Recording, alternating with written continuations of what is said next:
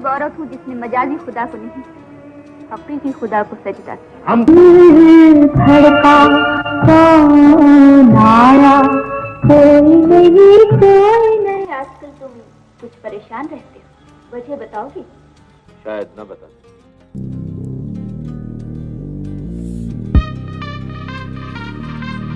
हुस्न, नफासत और ज़हानत का शानदार इम्तिज़ाज साबरा सुल्ताना, जिसने 1960 की दहाई में बॉलीवुड में अपनी एक अलग शनाख्त बनाई थी। पाकिस्तान की फिल्मी सनत में इब्तिदा में जिन अदाकाराओं ने अपने नाम का डंका बजाया, उनमें सबीहा खानम, मुसरत नज़ीर, बहार बेगम और नूर जहां का नाम सरे फहरिस्त थे।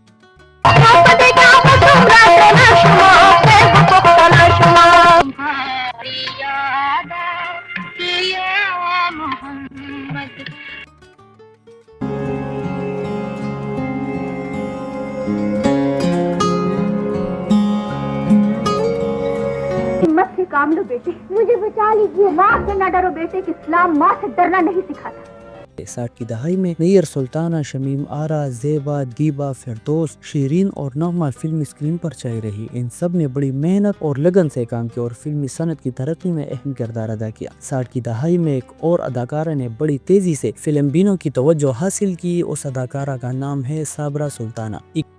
शहजादे की जवानी उन्हीं राहों पर चलेगी जिनका इंतखाब हम करेंगे। सोचती हूँ दोनों कोई बात करे तो बात पक्की कर दूं। 21 सितंबर 1945 को मुंबई में पैदा होने वाली साबरा सुल्ताना निहायत दिलकश शख्सियत की मालिक थी। 5 फुट 5 इंच कद, सुर्ख सफेद रंग, तीखे नकूश, दमकता चेहरा, मोतियों की तरह चमकते दांत और फिर आला तालीम याफ्ता और बहुत अच्छी अदाकारा। ये सब खूबियां आपस में मिल जाए तो साबरा सुल्ताना का पैकर वजूद में आता है। बस यूँ समझ लीजिए कि वो किसी रोमानी नावल की शहजादी लगती थी।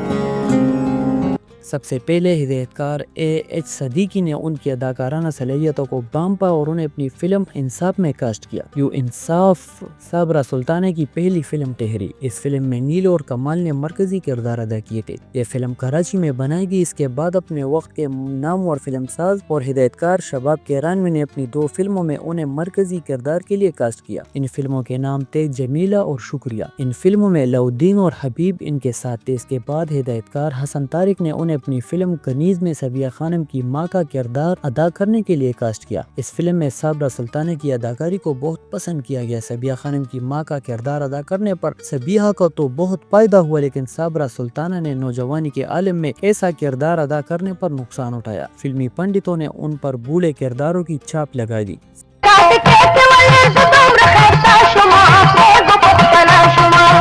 साबरा सुल्ताना की कामयाबी की एक और वजह उनकी दिलकश मुस्कुराहट थी, जो फिल्म बीनों को बहुत पसंद थी। इंसान उनकी यादगार फिल्म है जिसमें उनके मद्दे मुकाबिल संतोष कुमार थे। इस फिल्म में उन्होंने एक मिसाली मशरिकी खातून का यादगार किरदार अदा किया था। शायकीन फिल्म ने उनकी अदाकारी को बहुत सराहा। इस फिल्म के बाद मुजाहिद में उनकी अदाकारी को बहुत पसंद किया गया। इस फिल्म में असलम परवेज ने उनके भाई का किरदार अदा किया, जो एक ईसाई गवर्नर है। साबरा सुल्ताना एक मुजाहिद सुधीर के दीनी मिशन की तकमील में उसकी मदद करती है। आदिल में वो मलका बनी और इस शानदार और बावकार मलका की अदाकारी को फिल्म बीनों ने खूब सराहा। यह सख्त मुकाबले का दौर था और इन हालात में अपने आप को मनवाना खासा मुश्किल था। बर्मा रोड, ऐलान और बहादुर में एक बार फिर साबरा सुल्ताना ने सबको चौंका के रख दिया। वो एक कामयाब और बासलाहियत अदाकारा के तौर पर तस्लीम की जा चुकी थी और वक्त के साथ साथ उनकी शोहरत में इजाफा हो रहा था।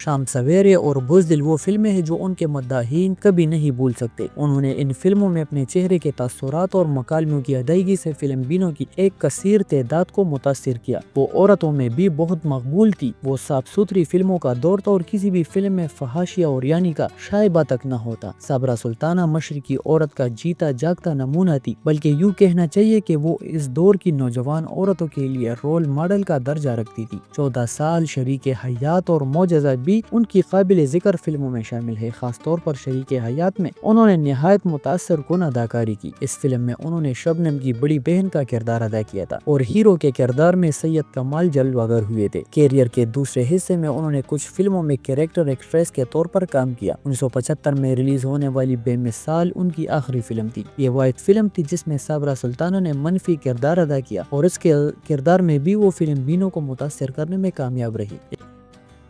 پاکستانی اداکاروں میں انہیں سنتوش کمار اور حبیب کے ساتھ کام کرنا اچھا لگا، جبکہ وحید مراد ان کے پسندیدہ ہیرو تھے۔ بھارتی اداکاروں میں انہیں امیتابھ بچن اور نصیر الدین شاہ بہت پسند ہے، جبکہ دلیپ کمار کو وہ لیجنڈ کا درجہ دیتی ہے۔ انہیں اس بات پر بھی فخر ہے کہ مسلمان فنکاروں نے بھارتی فلم انڈسٹری پر ہر دور میں حکومت کی۔ گزشتہ 15 برسوں سے 3 خان بالی ووڈ پر چھائے ہوئے ہیں۔ گلوکاروں میں محمد رفیع کا کوئی جواب نہیں اور نوشاد صاحب کو موسیقار اعظم کہا جاتا ہے۔ ہمارے ہائی المیہ کے فلمی صنعت کے لیے گران قدر خدمات سر انجام دینے والے فنکاروں کو فراموش کر دیا جاتا ہے۔ کوئی حکومت یہ جاننے کی زحمت گوارا نہیں کرتی کہ ماضی کے درخشاں فنکار آج کس حالت میں ہے۔ اس کے برعکس بھارت میں ایسا نہیں۔ صابرہ سلطانہ نے معاشی تنگ دستی کے باوجود کبھی اصولوں پر سمجھوتا نہیں کیا۔ کردار کی پختگی کی وجہ سے بھی ان کا احترام کیا جاتا ہے۔ صابرہ سلطانہ کی ذہن کی تختی پر جو کچھ لکھا ہوا ہے وہ انمٹ ہے۔ اس تختی پر پاکستانی فلمی صنعت کے عروج کی کہانی لکھی ہے۔ شعبے سے دلچسپی رکھنے والے ہمارے آج کے نوجوانوں کو پاکستان کی فلمی صنعت کے سنہری دور کے بارے میں بھی علم ہونا چاہیے۔ وہ دور جس میں اعلیٰ درجے کے ہدایت کار، اداکار، گلوکار، موسیقار اور نامہ نگار اپنے اپنے فن کے جوہر دکھا رہے تھے۔ یہ تمام لوگ فلمی تاریخ کا حصہ بن چکے ہیں اور ان کی خدمات کو کھلے دل سے تسلیم کیا جانا چاہیے۔